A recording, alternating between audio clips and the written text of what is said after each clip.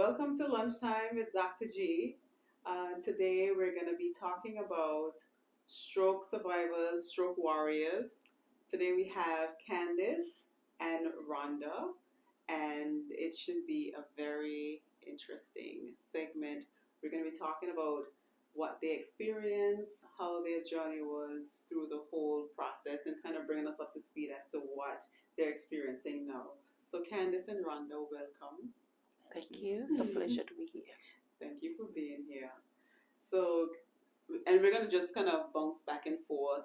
So let's just start with a time frame as to when you had, what year you had your stroke, or how long ago.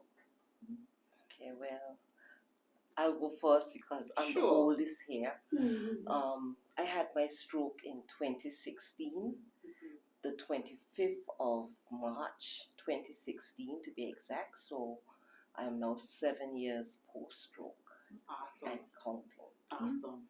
And mine was 2 years later, 27th of June, Father's Day, actually. So it's 5 years for me. Okay.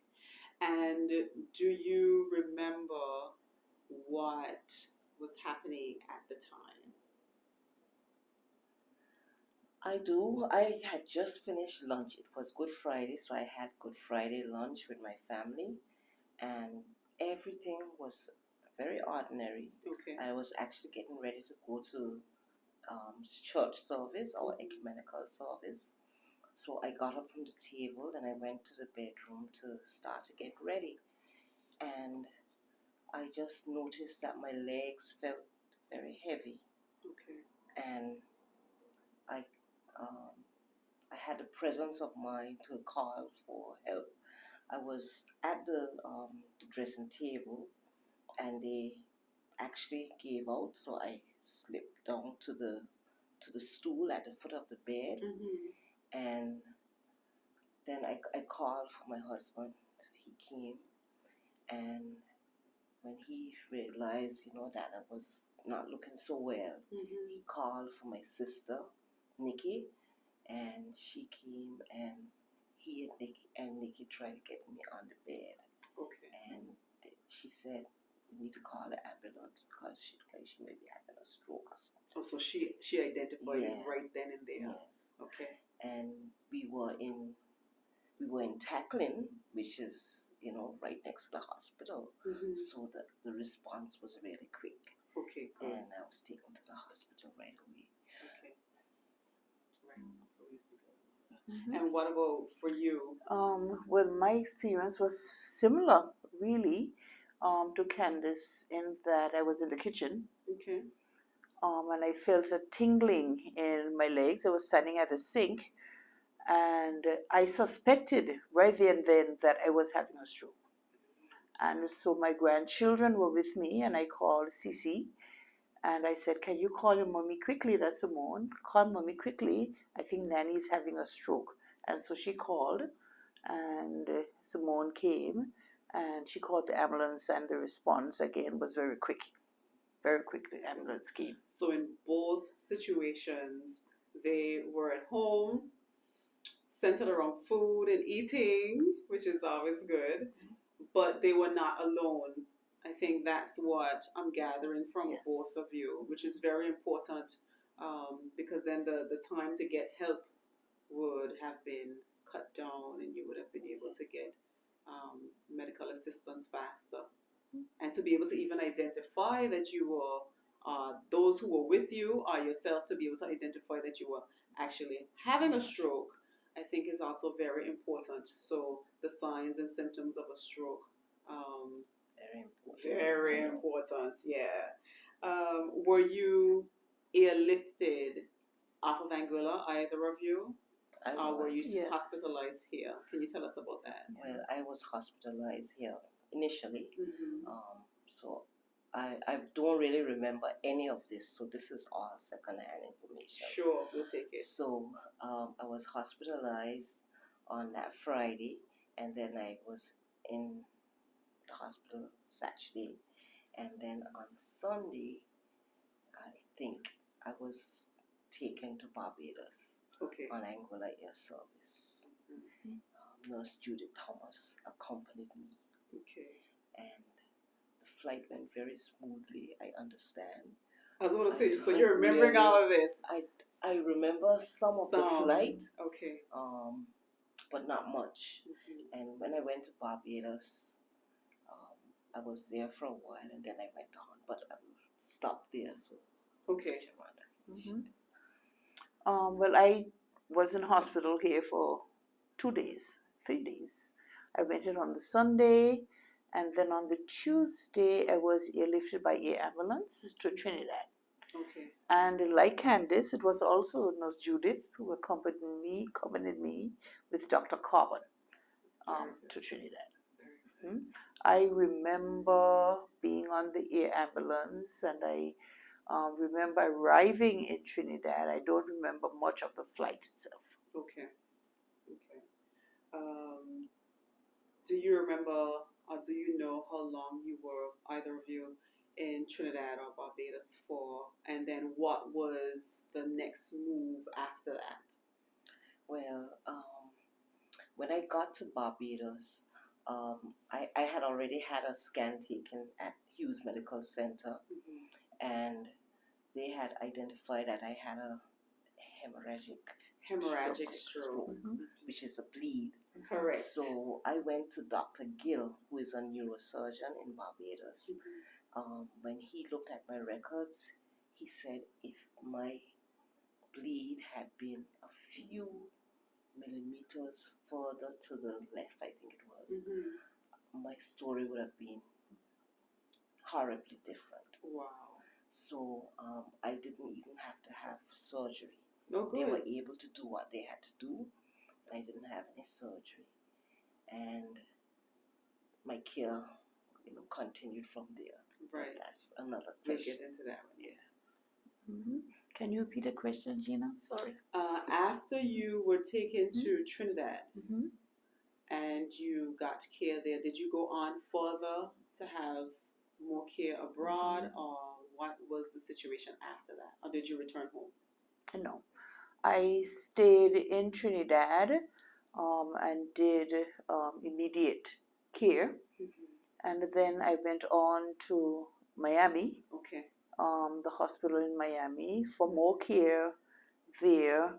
Once it was deemed that I was well enough to fly, because I had to fly in a pressurized environment. And so once it was deemed it was safe for me to fly, I went to Miami, and there I stayed at the hospital for more treatment. And at that time I had daily intensive therapy, and then transferred to outpatients. And that hospital was managed by Dr. Ned. Okay. I think many people know Dr. Ned. Yes. Yes. The hospital and the outpatient facility. And in fact, it's the same facility where Candis did her outpatient treatment. So, Okay. yes. Okay. So it's important to know that it's important to have the medical care and personnel in place. So, what is it? Massa? And you guys, it was Massa, right? Massa. Yes, it was through Massa. Whatever other airlift, to have that in place so that in the event if anything occurs, you can quickly have that service available and be able to move. And that's kind of cool. What do you think caused your stroke? If you know, if you don't, it's okay. Hypertension in my case. Hypertension. Like teacher Rhonda, hypertension was at the basis of mine. I do remember that I was going through a particularly stressful period at the time. However, I did not feel as if I was stressing. And I think that's important to share. That's very important. That you may not feel that you're stressing, right, but your body is going through it. Right. And so if you know you are in a stressful situation, then you should be aware and you should make the necessary adjustments. Correct. So subconsciously, sometimes you know, you may be, and that would have been the case for you probably, not really taking on whatever it was, but in the back of the mind Yes. somewhere something was worrisome or bothersome. Working. Yeah. Working against my body. Yes. Yes. So we have to be able to identify it, identify the triggers, and be able to pull them and say, okay, you know what, this is a bit more than me, and I don't want to deal with this right now. Let me put that down. Yes. So again, coping mechanisms for stress would be an Yes. important one, but we'll get to that in a bit. Yes. Yeah. Mhm. All right. So I do want to go back and Sure. just share. Sure. Following my time with Dr. Gill Mhm. in Barbados, I also started therapy there right away. And because my left side was affected and I was actually um, paralyzed, I couldn't walk and I couldn't use my left hand at all. And they started therapy, Mhm. focusing on trying to get the hand to get some movement and, of course, getting me to walk. And I remember in the early days in Barbados having an incident where I didn't believe that anything was wrong. I was so sure that I could get up and go to the bathroom. I wanted to go to the bathroom. And my husband had gone, because he was with me all through, Right. but he had gone to the cafeteria to get something to eat. Mhm. And I wanted to go to the bathroom. And I got up from the bed and I got down and I stood up to go. But of course my leg wasn't working, so I went Your straight mind down. and your But physical, yes. yes. So you have to be aware of that could happen because the message hasn't gone through. Correct. That this limb isn't working and you believe that you can do things that you can't do. So you need to be careful. And that's where the danger comes in, because you're Yes. so independent and used to doing things, you just, without even thinking, you get up to do it. Yes. And then it's like, oh wait, my leg is weak. Maybe I shouldn't do this right now. And then that's where danger comes in, because then you could easily fall off. Right, because I could have hit my head. Exactly. And And that things could have been a lot catastrophic. worse. Exactly. Yeah. So, and that leads right into the next thing. So you just mentioned that the left side for you was the side that was weaker. So that was the side that was affected. Yes. What is your dominant side? Like, are you right-handed or left-handed? Right-handed. You're right-handed. So, yes. So that works a little bit easier for you in terms of, again, brushing your teeth, writing, and those kind of fine motor movement, feeding and stuff like that. Yeah. So then if it's your left side, if it was her left side that had the weakness, it would have been the right side of the brain that would have been affected. Yeah. What about you, Rhonda? Complete opposite.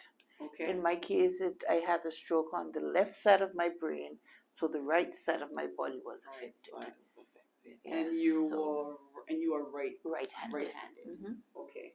So that's kind of interesting to note. Yes. We have either side for same stroke. And did you have surgery? No, I didn't have surgery. So you didn't have a bleed? I did have a bleed, okay. But they were able to treat it. Okay, good. Without having to have surgery. Awesome. Okay. All right. When you had your first symptoms, I think we kind of touched on that already, but what are some of the physical changes that you have noticed after the stroke? We mentioned the weakness. Was it like spastic? Spasticity. Spasticity was there as well. Mm-hmm. I still struggle with spasticity. And that's important to note. And it has been many years since the Yes. stroke, but 5 then years. you're still having the spasticity Yes. issue. What about fatigue? Yes. Fatigue, yes, you get tired doing simple things. Simple.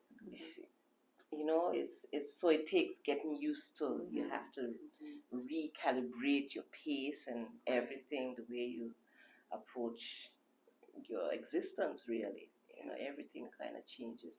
I notice one thing with driving. I developed a fear because it felt as if I wasn't, as if I have like a blind spot.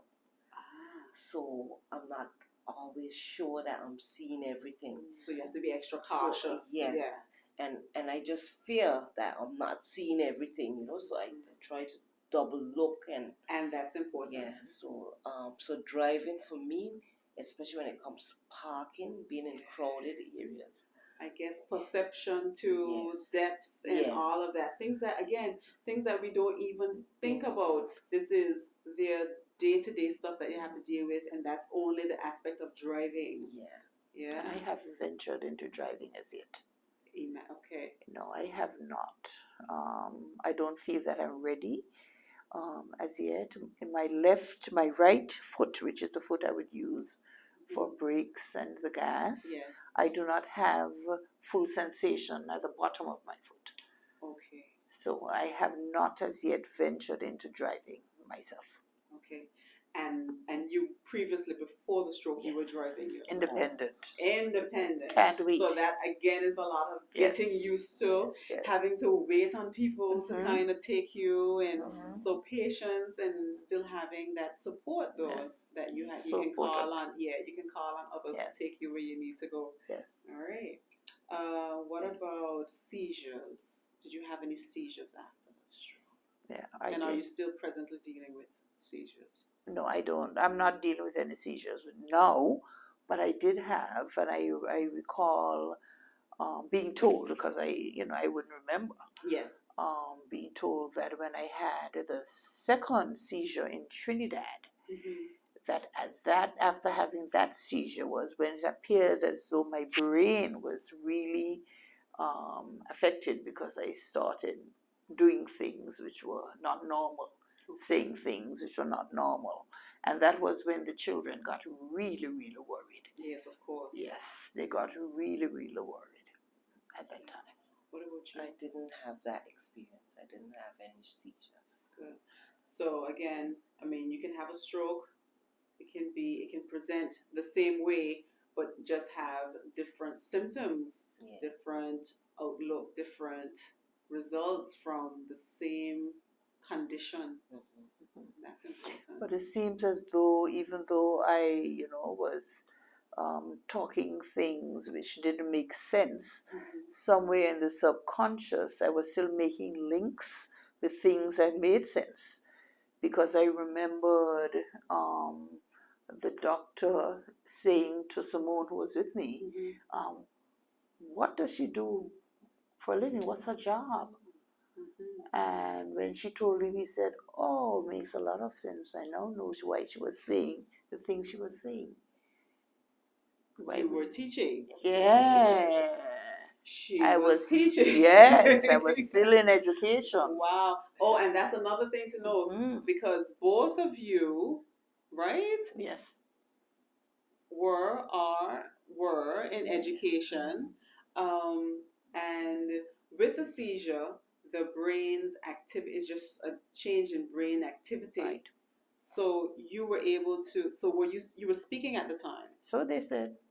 But with the seizure, you went back. Oh, sorry. Yes, I went back and I was talking. Yes, I don't recall. Right. But that's what I was told. Interesting. Very interesting. Yeah. And these are things we need to know. Were there any communication or personality changes? Did you have any difficulty with speech? I didn't, but I had a fear. I feared that,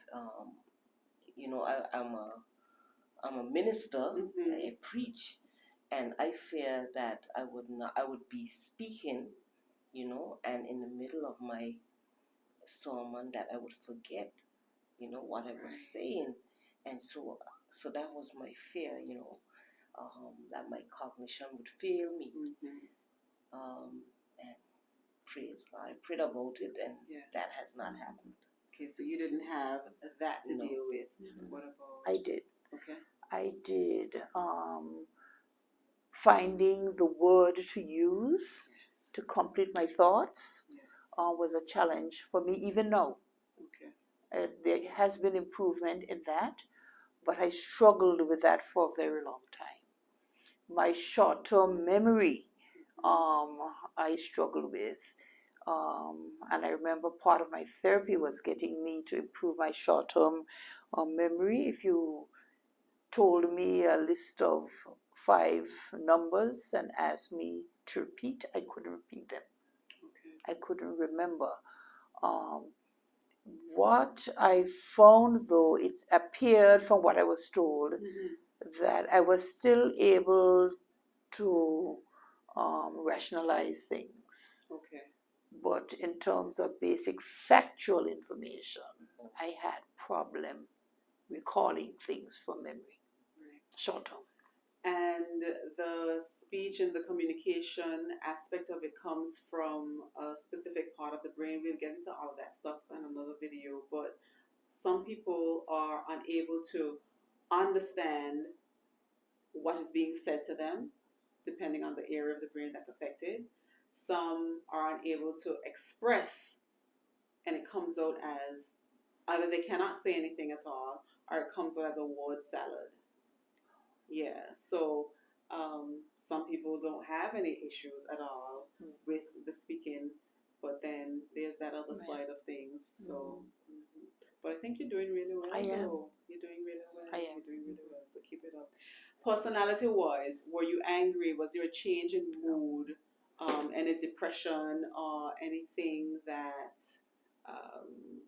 like, let's say you were usually calm and chilled, but then after the stroke you started to get like snapping, like Yes. Did any of that happen? Yes, that has happened to me. It still is. Okay. I think. I get irritated. Irritated is the word. Yes, very easily. I'm not as patient as I was before. But I think it's important for me to say at this time, I found too that I became very sensitive. Very sensitive. Now, before I had the stroke, I would have lost my son in a car crash. Right. Yes. Right? And so that was very traumatic for me. And I find even now that I get emotional very easily. And even just thinking or anybody says his name, I find that I'm ready to fall. Right. So that would be the emotional affect, like that change. But even for somebody who didn't have a stroke, to lose a loved one tragically is really hard. Yes. And to combine that with having to deal with a stroke and the change in brain activity is double. I think you're doing really awesome. Yeah.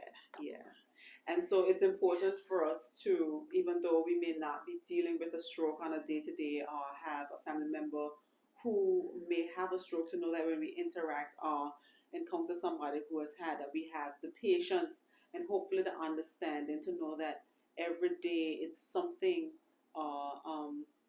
that they're having to deal with, and we need to be very patient with our stroke warriors, please. I don't really recall my mood changing. Okay. But I don't recall a lot of things, so I have to sometimes go by what I'm told. Yes. So I've been told that I've changed a bit. Okay. So I accept that. Yes.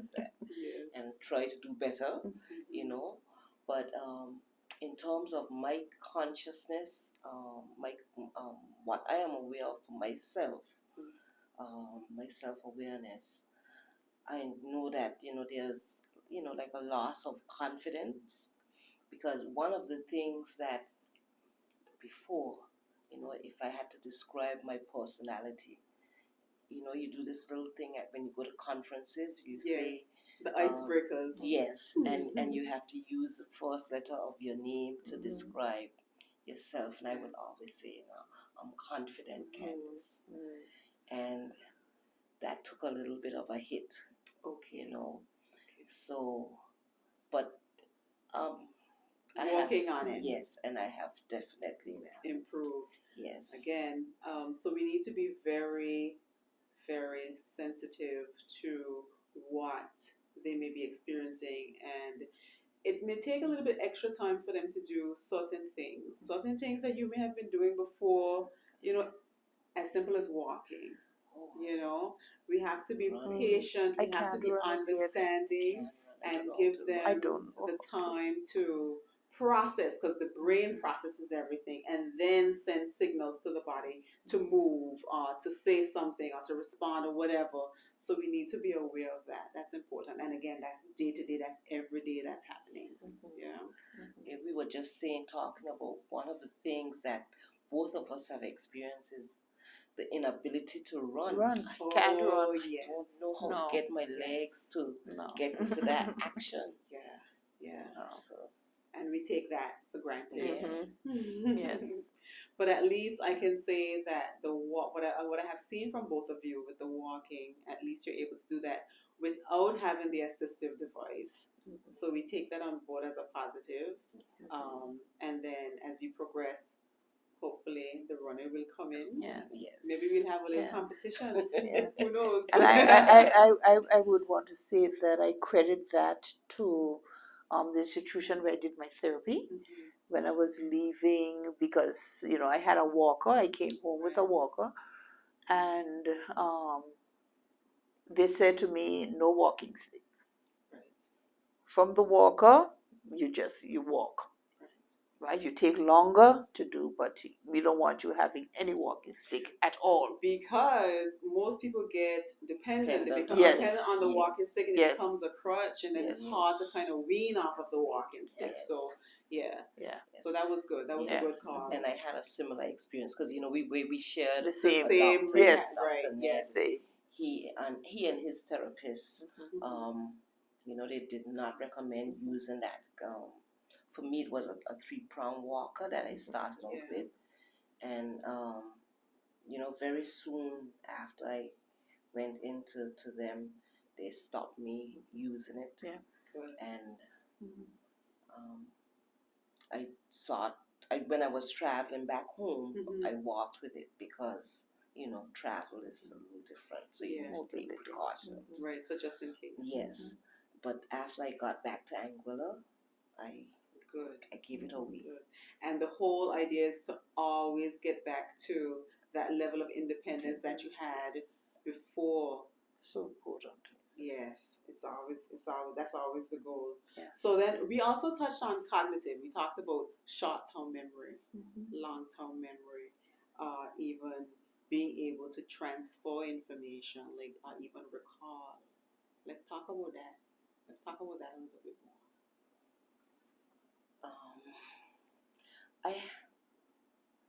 I haven't really had as much challenges as I thought I would have had, or as I feared I would have had. So I give God thanks for that. Right. But I know that it's a possibility that you can go through some people things like that. Right.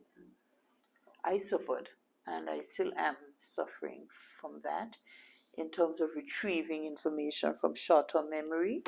And what I find is more challenging are the simple tasks that you take for granted. Because right now I assist my daughter in the baby store. Right.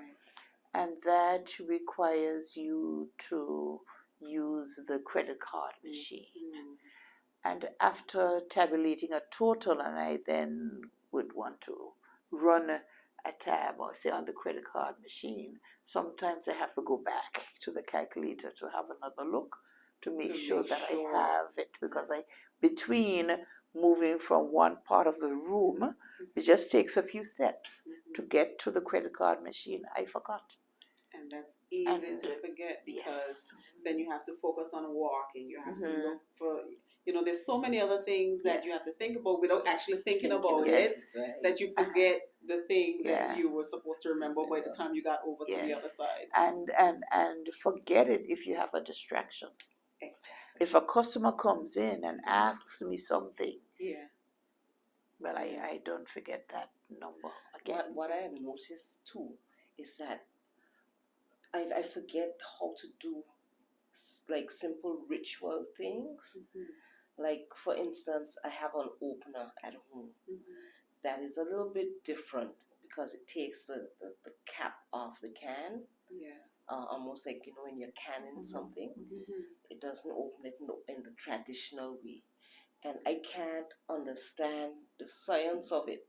So every time I go to use this opener, I'm not sure if the can has opened because it still looks as if it's attached. Right. And it's very frustrating because I'm there trying to figure out how to get it on and how to get it to work. And I keep asking my husband to show me how to use it, and then it's like I just keep forgetting.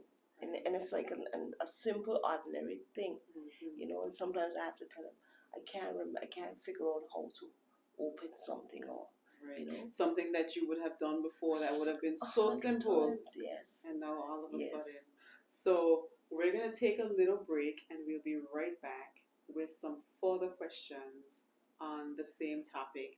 I am enjoying the discussion. Let's take a little break and then we'll come right back.